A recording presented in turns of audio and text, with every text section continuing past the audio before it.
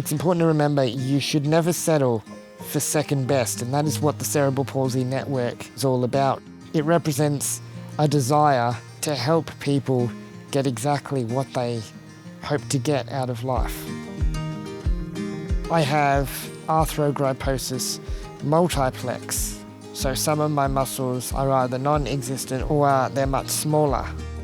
After the NDIS gave us all the funds that we needed to start looking for support, the Cerebral Palsy Network, they reached out to us.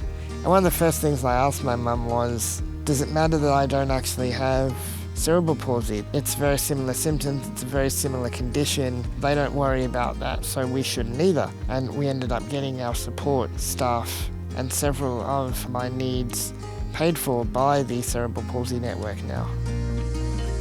It's not just an agency, it seems more than that. They listen, they care. It seems people that really know what's going on, what's needed. They've come from families that have had cerebral palsy or lived experience themselves. I find that gives them a lot of understanding. We found out about the Cerebral Palsy Network because we'd like to interview our own carers, to be able to have the freedom to choose ourselves who comes into our home, and there's not this decisions made on our behalf. This is Made of Love, the first book I've ever published. I first came up with this story after watching the Inside Out film, and I just thought, what would the little creatures inside of our bodies have to say when we asked, where did you come from?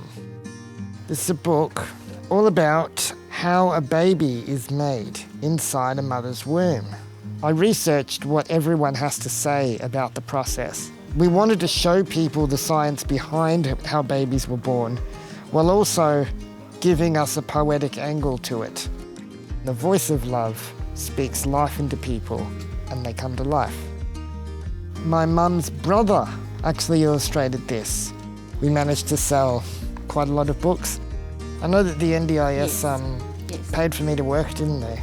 They did pay for part of that, yes.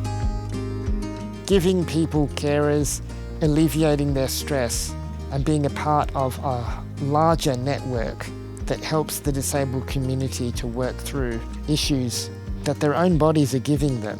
That goes a long way to making sure that the world becomes more inclusive.